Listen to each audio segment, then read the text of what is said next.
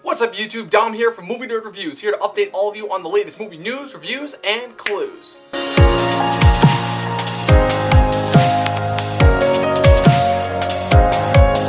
So I just saw X-Men Apocalypse, and I have to say, not my favorite X-Men movie. But since this is not only another long-lasting superhero franchise, but also arguably the one that kicked off the superhero craze of the 21st century, I decided to rank all 8 X-Men movies that have been released from the year 2000 until now. So here are my official rankings for every movie within the X-Men franchise. And unfortunately, this list will not include Deadpool, as it is a spin-off that has a completely different tone than the rest of the franchise. It'd be like trying to rank the Netflix TV series within the MCU films. It just doesn't work.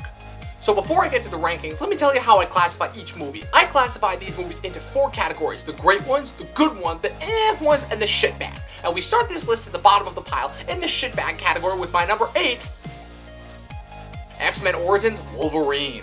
After the rather disappointing Last Stand, fans were promised a badass origin story that would show how this immortal mutant got the claws, with director Gavin Hood of Ender's Game directing a script from Game of Thrones creator David Benioff. However, studio meddling by the notorious 20th Century Fox ended up turning this movie into a jumbled mess that saw Wolverine sporting some of the worst CGI claws ever, a miscast Taylor Kitsch sporting a fake Cajun accent pretending to be Gambit, and the worst crime that the studio has committed, the butchering of Deadpool. Poor Ryan Reynolds, who delivered for the first half of the movie, ended up with a sewed-up mouth and fake CGI swords in his arms in one of the worst acts of comic book butchery ever seen. The only 2 good things that ended up coming out of this movie were Liev Schreiber's performance as Sabretooth and Ryan Reynolds getting to play Deadpool again in Fox's apology for this abomination, the Deadpool movie that was released a couple of months ago.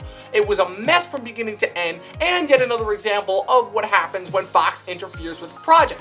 And that's why it makes the bottom of the list my number 8, X-Men Origins Wolverine. Coming in at number 7 is the last of the shitbags, and that is 2006's X-Men The Last Stand.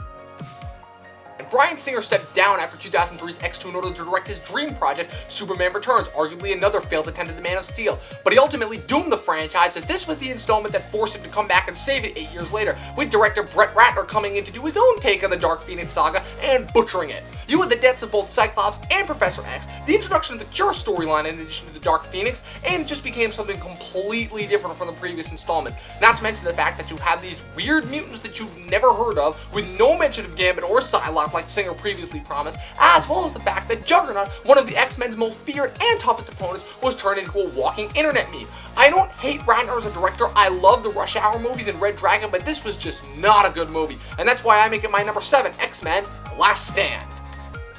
So now we are out of shitbag category and into the territory with my number 6 pick, and that would be X-Men Apocalypse. The most recent entry on my list, this movie sees the X-Men facing off against another one of their massive foes from the comics, Saba Noor, aka Apocalypse, in a timeline post-Wolverine's time-altering antics in Days of Future Past. Bryan Singer came back to direct this installment, which takes place in 1983, and while the movie started off with a very strong premise, it ultimately fell to smithereens around the last half, which showed a climax that felt dragged out and overflooded with CGI all at the same time.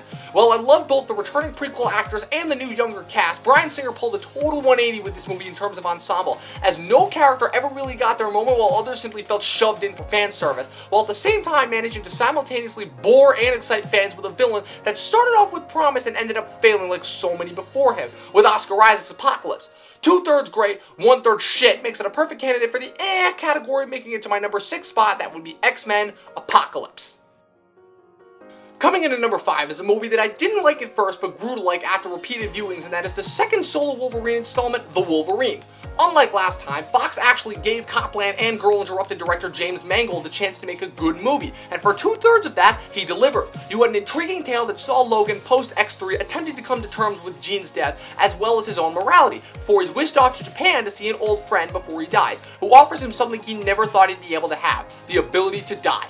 Then the studio stepped in and forced Mangold to include some extremely shoehorned comic book references, including a silver samurai that looked like a rip-off Hulkbuster armor and a bad Viper cosplayer. I went in expecting Wolverine to end up fighting a whole bunch of ninjas, and ended up seeing him get his metal claws chopped off and then somehow magically replaced in Days of Future Past. Looking at you, Simon Kinberg. In my number 5 spot, The Wolverine. Coming in at number 4 is the only entry on here that's not bad, but at the same time not great either, and that is 2000's X-Men. The movie that kicked off the entire superhero craze of the 2000s, Bryan Singer was hired by 20th Century Fox to bring the mutant superhero team to the big screen, and he did just that and more. Hitting it on the head with pitch-perfect castings including Hugh Jackman as Wolverine, Patrick Stewart as Professor X, and Sir Ian McKellen as Magneto, Singer managed to introduce audiences to the mutants by presenting a simple and yet complex situation that presents a struggle that people have been dealing with since the dawn of man, bringing the ideological differences in from the comics in a way that was both serious and lighthearted, as well as introducing 2000s audiences to a genre that would soon become the go-to for money-making franchises. Bryan Singer started the new millennium with my number 4 spot, the first X-Men. Coming in at number 3 is the beginning of the great category, largely considered one of the best superhero sequels, as well as being considered by most as the best of the series, and that is 2003's X2, X-Men United. Kicking off with a fantastic first act with Nightcrawler's attack on the White House and attempted assassination of the president, this movie took a more in-depth look at both Wolverine, the star of the franchise, and the team as a whole, as it ultimately forced the X-Men to team up with their original foe Magneto in order to stop a force that threatened them all.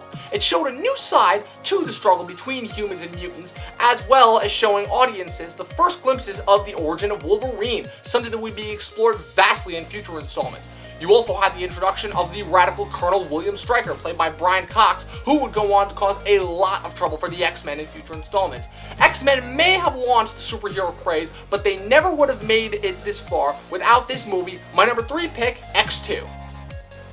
Coming in at number 2 is the movie that brought the franchise completely back from the dead, the installment that gave us not only one of my favorite prequels, but also one of my favorite working directors today with director Matthew Vaughn, and that would be X-Men First Class. After the disaster that was X-Men Origins, Fox needed some new blood in the franchise, and hiring Matthew Vaughn turned out to be the right move, as he showed the origin of the mutant team against the backdrop of the 60s Cuban Missile Crisis in a slick, stylistic, and cool new way that managed to pique everyone's attention, bringing in some fantastic new talent to portray the younger versions of Charles Xavier and Eric Lynch here, with James McAvoy and Michael Fassbender, as well as getting Kevin Bacon to play the villain in one of his more underrated roles. The movie did the impossible by bringing the franchise back from the dead, as well as clearing the way for my number 1 spot. Finally, we reach my number 1 spot. First Class may have brought the franchise back from the dead, but this is the movie that cleared out the timeline, and that is X-Men Days of Future Past. After a number of bad installments, Bryan Singer returned to the franchise in order to correct all of the mistakes of the franchise. Having the movie start off taking place in a future resembling a Terminator-esque setting in which mutants have been all but wiped out by the vicious Sentinels, the X-Men are down to their last strength and are forced to use Kitty Pryde's magical time-traveling powers to send Wolverine back in time in order to rally the younger selves to stop the coming catastrophe. The way that Singer was able to find the perfect balance between the 70s setting, the dystopian future, the time travel aesthetic, and all of the different mutants was nothing short of a miracle. It was so good to see Hugh Jackman back with the team, interacting at first with the older versions and later the younger versions. The younger versions of the characters got to continue from their already strong character arcs established in First Class, and got to continue with that, with McAvoy and Fassbender once again killing it as young Xavier and Magneto. We also got the introduction of Evan Peters as Quicksilver, who, while only being in the movie for about 15 minutes, managed to give us one of the best moments of the summer of 2014 with that prison escape sequence, simultaneously managing to clear out the mistakes of the past and bring about a bright new future. Completely unaware that X-Men Apocalypse is on the way, Days of Future Past manages to continue that fresh feeling from First Class, while at the same time managing to bring back all the characters we loved from the original trilogy, which is why it makes my number 1 spot, X-Men Days of Future Past. Well, people, that's it. Those are my rankings of all 8 X-Men films. What did you think? Do you think I should have included Deadpool with those rankings? Whatever you think, let me know in the comment section. And do me a favor, if you like this video, click the like button and subscribe for more awesome movie stuff. Also, if you want more of just myself on the internet in general, follow me on Twitter at movienerdreview or go to my website, movienerdreviews.com. That's it. I'll see you next time.